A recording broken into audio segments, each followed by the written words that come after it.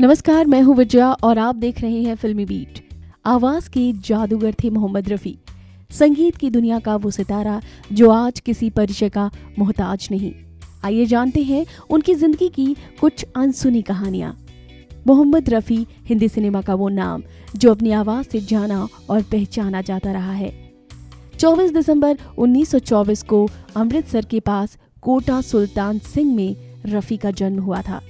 हाजी अली मोहम्मद के 6 बच्चों में रफी दूसरे नंबर पर थे।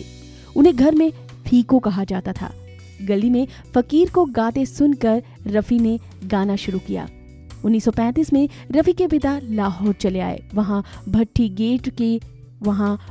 गेट के नूर मोहल्ला में उन्होंने हजामत का काम शुरू किया। रफी के बड़े भाई दोस्त अब्दुल हमीद ने रफी की प्रतिभा को पहचाना। उन्होंने ही परिवार को मनाया कि वो रफी को मुंबई जाने दें। ये 1942 की बात थी। रफी ने उस्ताद अब्दुल वहीद खां, पंडित जीवन लाल मट्टू और फिरोज निजामी से शास्त्रीय संगीत सीखा। 13 साल की उम्र में पहला पब्लिक परफॉर्मेंस दिया। तब उन्होंने KL सहगल के गाने गाए थे। 1941 में उन्होंने पंजाबी फिल्म के लिए गाना गाया, फिर आकाशवाणी लाहौर के लिए गाने गाए। 1942-43 में मुंबई आने के बाद वो और हमीद 10 बाय 10 के कमरे में रुके जो भिंडी बाजार में था। उन्हें शहंशाह तरन्नुम भी कहा जाता है। रफी ने 1942 में चीन के खिलाफ अपने गीतों से जंग लड़ी थी। वाकई हैरान कर देने वाली ये बात है, पर ये सच है। दरअसल मोहम्मद रफी चीन के खिलाफ युद्ध लड़ रहे भारतीय सैनिकों का हौसला बढ़ाने के लिए जंग के मैदान पर गए थे। रफी की जीवनी के मुताबिक चीन ने जब हिंदुस्तान पर हमला किया तो रफी 14 फुट की ऊंचाई स्थित सांगला गए थे और देशभक्ति के गीत गाकर सैनिकों का हौसला बढ़ाया था। वहीं रफी के चाहने वालों का कहना है कि गायकी को उनकी देन इतिहास के पन्नों में दर्ज रहेगी, लोगों के दिलों में याद रहेगी। मोहम्मद रफी का नाता गुरु नगरी अमृतसर से है, लेकिन उनको शहर में कोई यादगार नहीं मिल सकी है। रफी साहब ने अपने गांव में फकीर के गानों की नकल करते गाना सीखा था। मोहम्मद रफी ने अपनी पहली परफॉर्मेंस बतौर गायक 13 साल की उम्र में दी थी। KL सहगल ने उन्हें लाहौर के कॉन्सर्ट में गाने की अनुमति दी थी। 1948 में मोहम्मद रफी ने राजेंद्र कृष्णन द्वारा लिखा गीत सुनो सुनो ए दुनिया वालों बापू जी की अमर कहानी गाया था।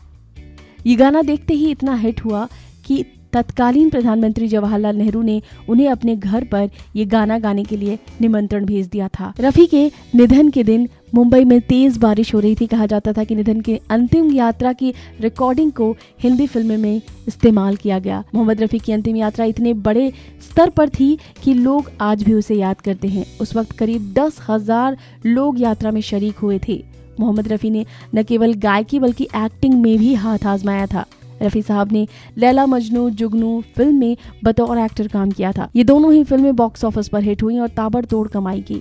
मोहम्मद रफी ने ज्यादातर गाने संगीतकार लक्ष्मीकांत प्यारेलाल के लिए गाए। उन्होंने उनकी फिल्मों के लिए करीब 369 गाने गाए थे, जिसमें 186 गाने सोलो शामिल है। कहा जाता है कि रफी साहब किसी भी संगीतकार से ये नहीं पूछते थे कि उन्हें गाने गाने के लिए कितने पैसे मिलेंगे। यहाँ तक कि कभी कभी वो सिर्फ 1 रुपए में भी कई फिल्मों में गाना गा चुके थे। मोहम्मद रफी ने न केवल हिंदी बल्कि कई भाषाओं में गाना गाया। इन भाषाओं में असमीज, कोंकणी, भोजपुरी, अंग्रेजी, तेलुगु, मैथिली और गुजराती शामिल है। फकीर वाली कहानी आपको बताते हैं। बचपन में उनके गांव में एक फकीर आया करता था जो गीत गाते हुए गुजर जाया करता था। रफी उस फकीर के पीछे बहुत दूर दूर तक जाते रहते थे और जब लौट कर आते तो वही गीत फिर से सबको सुनाते। समय इस फनकार को अपने अंदाज में गढ़ रहा था। उनके करियर की बात करें तो 1940 के दशक के शुरुआत में 1980 तक उन्होंने कुल 26,000 से भी ज्यादा गाने गाए। इसमें हिंदी के अलावा गजल, भजन, देशभक्ति गीत, कव्वाली और कई भाषाओं के गीत शामिल हैं। आपको बता दें कि ऐसी कहानी जो आपने पहले कभी नहीं सुनी, किशोर कुमार के बारे में ये कहानी है जो कि रफी से भी जुड़ी हुई है। किशोर कुमार जो कि बहुत बड़े गायक थे, जब फिल्मी पर्दे पर उनकी आवाज बनने की बात हुई तो रफी साहब पर जाकर वो तलाश खत्म होती है। किशोर कुमार के लिए रफी ने तकरीबन 11 गाने गाए। रफी की सबसे खास बात यह थी कि उनकी आवाज हर एक्टर पर फिट हो जाती थी। दिलीप कुमार से लेकर देवानंद और शम्मी कपूर से लेकर राजेंद्र कुमार तक वो जिस भी स्टार के लिए गाते थे, यही लगता था कि रफी नहीं बल्कि वो स्टार खुद गा रहा है। ये एक अद्भुत शैली थी रफी के अंदर। नीलकमल का गाना बाबुल की दुआएं लेती जा को गाते वक्त बार बार उनकी आंखों में आंसू आ जाते थे। उसके पीछे का कारण ये था, गाने के ठीक 1 दिन पहले उनकी बेटी की सगाई हुई थी, इसलिए वो काफी भावुक थे। फिर भी उन्होंने एक गीत गाया और इस गीत के लिए उन्हें नेशनल अवार्ड मिला। मोहम्मद रफी ने 6 फिल्म फेयर और 1 नेशनल अवार्ड समेत कई पुरस्कार हासिल किए। पद्मश्री मोहम्मद रफी ने तमाम भारतीय भाषाओं के अलावा पारसी, डच, स्पेनिश और इंग्लिश में भी गाने गाए। मोहम्मद रफी का आखिरी खत फिल्म आस पास के लिए था, जो उन्होंने लक्ष्मीकांत प्यारेलाल के लिए अपने निधन के ठीक 2 दिन पहले रिकॉर्ड किया था। गीत के बोल थे, शाम फिर क्यों उदास है दोस्त। रफी साहब हर सुबह 3 बजे उठ जाया करते थे, रियाज शुरू करते थे। 2.5 घंटे संगीत का रियाज करने के बाद वो बैडमिंटन खेलते थे।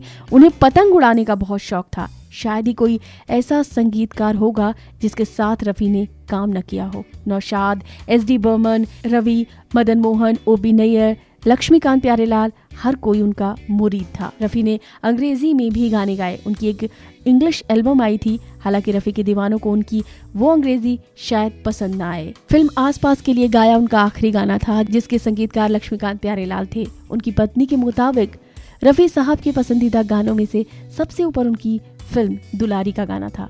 नौशाद साहब का संगीतबद्ध सुहानी रात ढल चुकी, ना जाने तुम कब आओगे आज भी याद किया जाता है। तो ये है मोहम्मद रफी से जुड़ी कुछ अनसुनी कहानियां। इस वीडियो में फिलहाल इतना ही।